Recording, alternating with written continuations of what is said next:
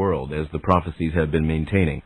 He will not come to reward the righteous and send evildoers to eternal doom. He will, however, begin a new religious drama. A certain historical continuity will be maintained. As happened once before, however, he will not be generally known for who he is. There will be no glorious proclamation to which the whole world will bow.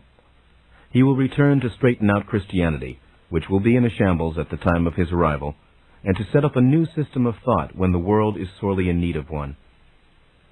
By that time, all religions will be in severe crisis. He will undermine religious organizations, not unite them. His message will be that of the individual in relation to all that is. He will clearly state methods by which each individual can attain a state of intimate contact with his own entity, the entity to some extent being man's mediator with all that is. By 2075, all of this will be already accomplished. You may make a note here that Nostradamus saw the dissolution of the Roman Catholic Church as the end of the world. He could not imagine civilization without it. Hence, many of his later predictions should be read with this in mind. In your terms, and in your terms only, the coming of Christ was the second coming. In those terms, and again this is important, in those terms only, he appeared at the time of Atlantis, but the records were destroyed and forgotten. Now, again in those terms, he is an entity who appears time and time again within your physical system, but he has been recognized on only 2 occasions.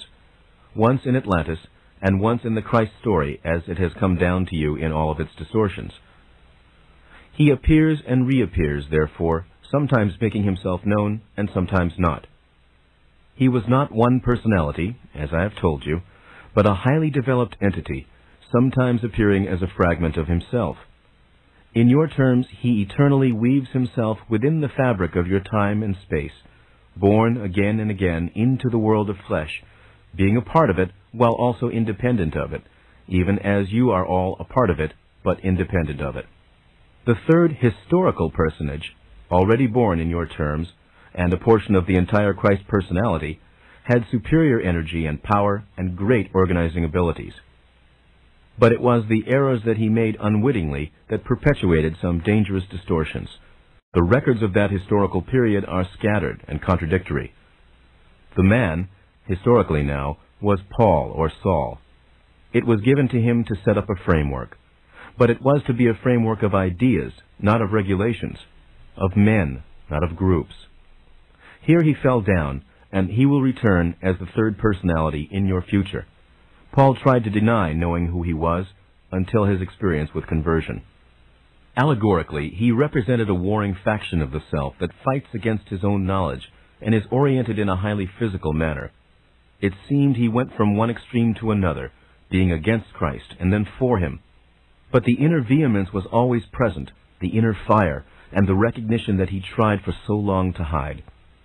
His was the portion that was to deal with physical reality and manipulation, and so these qualities were strong in him. To some extent they overruled him. When the historical Christ died, Paul was to implement the spiritual ideas in physical terms, to carry on. In so doing, however, he grew the seeds of an organization that would smother the ideas. He lingered after Christ, just as John the Baptist came before. Together, the 3 spanned some time period, you see. John and the historical Christ each performed their roles and were satisfied that they had done so. Paul alone was left at the end unsatisfied, and so it is about his personality that the future Christ will form.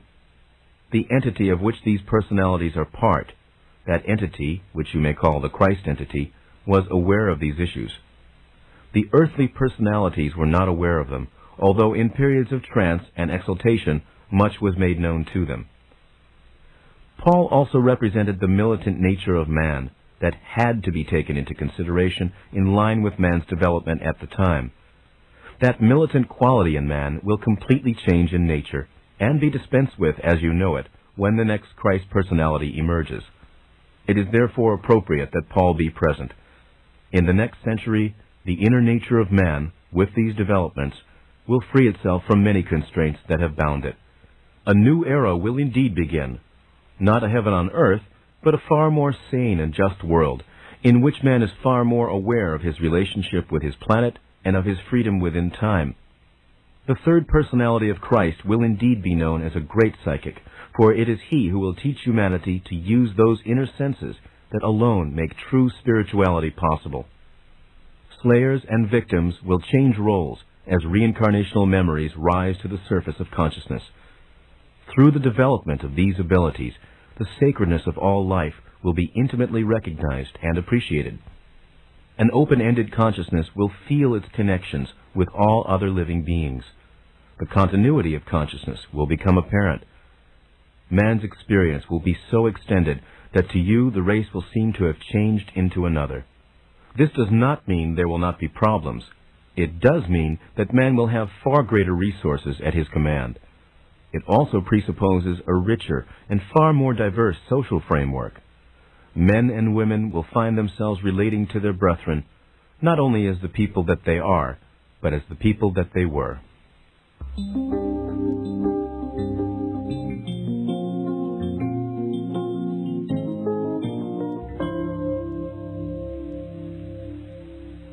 Now, some final words, a goodbye and an introduction. The soul knows itself and is not confused by terms or definitions.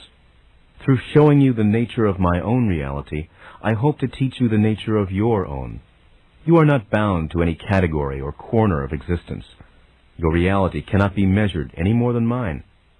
I hope to illustrate the function of consciousness and personality through speaking these words and enlarging your concepts. The soul is open-ended. It is not a closed spiritual or psychic system. I have tried to show you that the soul is not a separate, apart from you thing. It is no more divorced from you than God is. There is no need to create a separate God who exists outside of your universe and separate from it, nor is there any need to think of a soul as some distant entity. God, or all that is intimately a part of you. His energy forms your identity, and your soul is a part of you in the same manner. The answers to the nature of reality, the intimate knowledge of all that is, that you all seek, is within your present experience. It will not be found outside of yourselves, but through an inner journey into yourself, and through the world you know. All of existence and consciousness is interwoven. Only when you think of the soul as something different, separate, and therefore closed, are you led to consider a separate God, a personality that seems to be apart from creation. You are not fated to dissolve into all that is. The aspects of your personality, as you presently understand them, will be retained.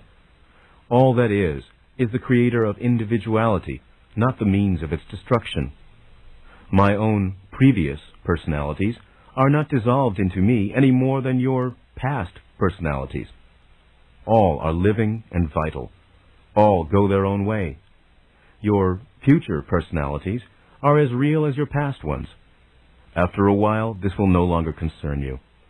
Out of the reincarnational framework, there is no death as you think of it. Personality changes, whether it is within a body or outside of it.